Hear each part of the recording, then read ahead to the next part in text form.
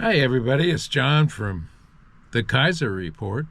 We're out here today just taking a look around the property after another windstorm, checking for downed trees and all that. But I decided to do a little Sunday broadcast here just to discuss the State of Confusion address the other night, which I've listened to many takes on it, both Democratic and Republican takes, and I would say that we have to sift through a lot of crap that was said. It was more of a campaign speech than anything else. A lot of things that are tantamount to the destruction of this country had not been addressed, other than to blame his predecessor on all of the problems that he created on day one in office. He refuses to understand that he doesn't need Congress to be passing any more laws regarding the border, because he has all the tools in his armamentarium right now to put a sudden end to the border crisis, and he's finally admitting it is a crisis. But this is a guy that didn't go off his teleprompter script too much, but it was evident that he has no solutions. And the debauchery of calling that poor girl that was murdered by the illegal an illegal, and the backlash that he got from the left on, oh, you can't say that, you have to say they're undocumented. Well, of course they're undocumented. They're here illegally, so that makes them illegal, and it also makes them a criminal. And then we have this guy with a criminal background in his country of origin that brings the problems directly here. His refusal to recognize these things bothers me, and it should bother you. And if you're not worried at all after listening to the State of Confusion address entered by a supposed sitting president, and now he's out on the campaign trail apologizing to the criminal for calling him an illegal. How much do we have to understand and see with our own eyes before we decide that we have a freaking problem here in this country, and the problem stems from what's sitting in Washington right now, going on about things of what nature we don't understand. Does he work for the Ukraine, or does he work for us? Because it's blurred right now, in my estimation, of what his, then he blames Congress for, not going along with this bill so he can get his $61 million sent over to Zelensky. That is the whole crux of this thing. Why are we supporting Zelensky when we have homeless citizens and veterans living in the street, having a hard time putting together money for a meal for their family? It's incredible that he can come out on a stage and at the State of the Union discuss everything but the State of the Union, and when he does talk about the State of the Union, he lies to us, straight-faced lies to us about the economy. For him to say that he's turned the entire country around, and he does this little angry bit, so you're going to be scared, about you don't want to aggravate Joe because he gets mad.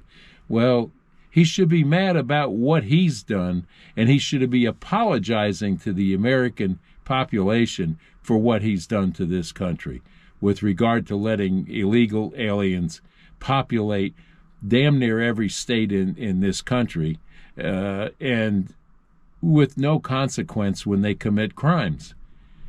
Sanctuary city or not, this guy should have been deported right from New York when he got in trouble the first time, not left alone to go and beat a woman to death in Georgia. And then for him to mispronounce that poor girl's name and act like he knows nothing about it, and he still has not contacted. Well, I guess someone in his administration offered 2 tickets to her parents, which they politely turned down. And I don't blame them for doing that. That should have been turned down, and it should have been turned down quickly. And they did.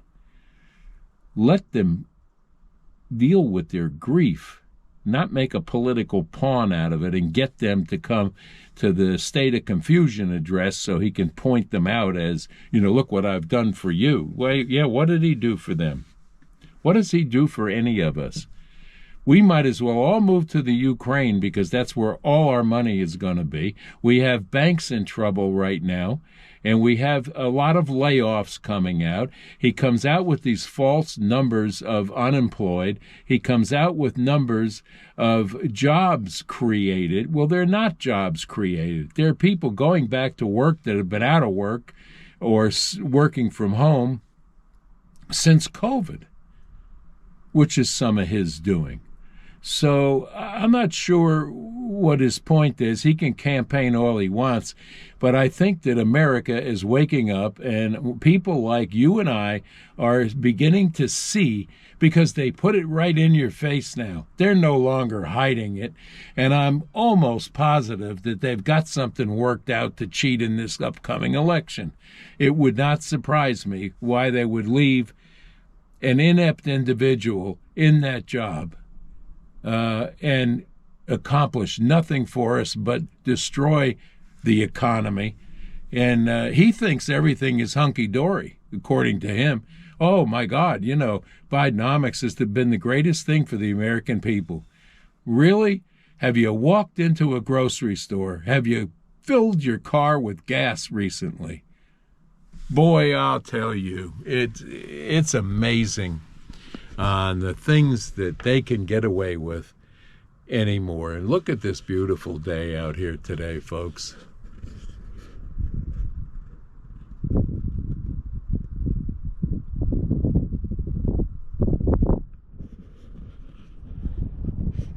We've had an awful lot of rain recently and a lot of wind along with those thunderstorms, and it's caused us some down trees, but we're out looking around. Here's Kaiser. Hey, Kaiser, say hi, buddy. Say hi. He's checking out. He's looking for his friend the rabbit that he chases on a daily basis, but he's having a good time out here. It's a little breezy today, but we'll be back to you tomorrow with a regular Kaiser Report. But I just wanted to have a few words on this State of the Union business and the lies that he continues to tell. His big thing is to those parents was, I've lost children too. Well, he doesn't even remember when he lost his children. For God's sake, have a little compassion and have a little common sense that this border needs to be closed.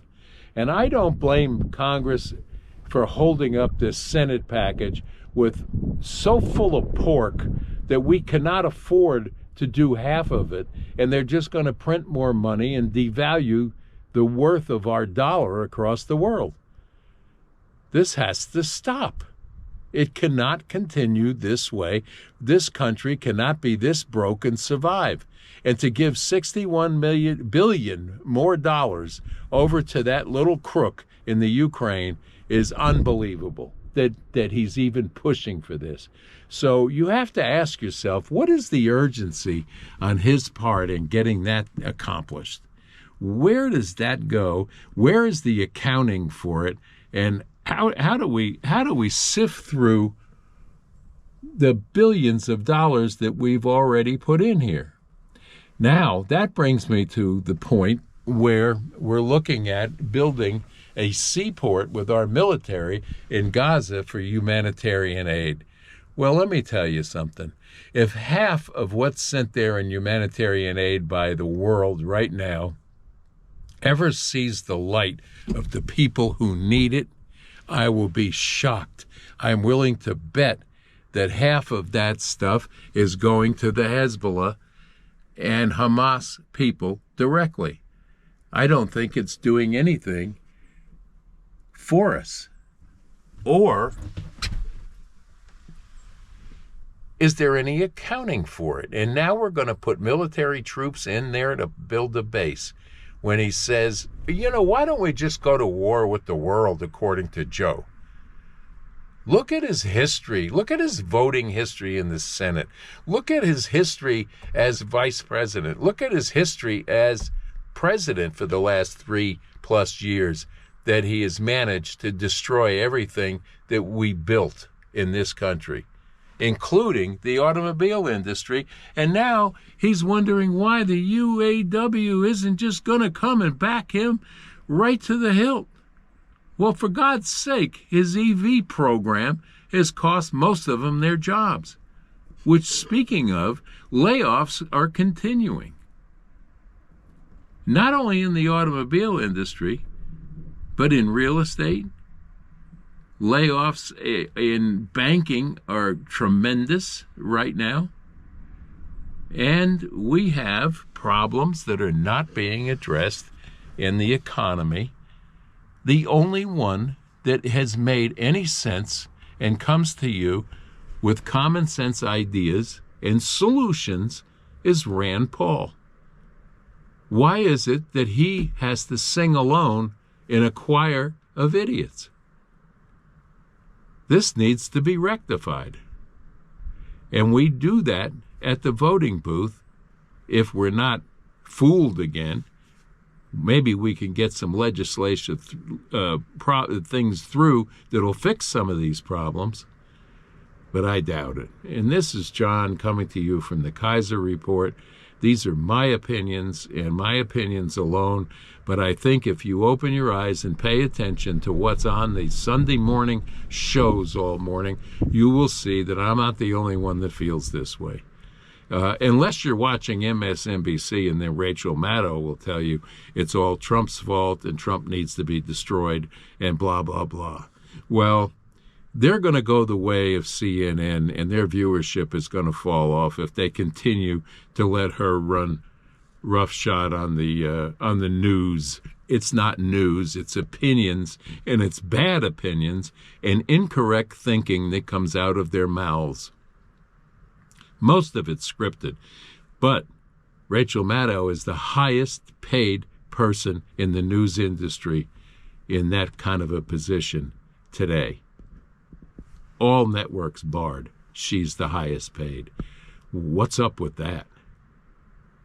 She needs to knock it off, because that's election interference, and she should be told that in no uncertain terms by everybody listening to this broadcast or any other broadcast that brings this to you about what's going on with her.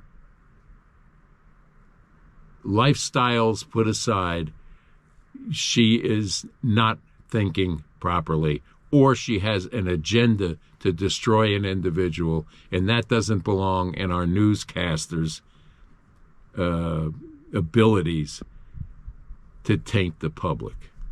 And that's what they're doing. But we've been at this for a long time. It's false news, as Trump called it, fake news reporting.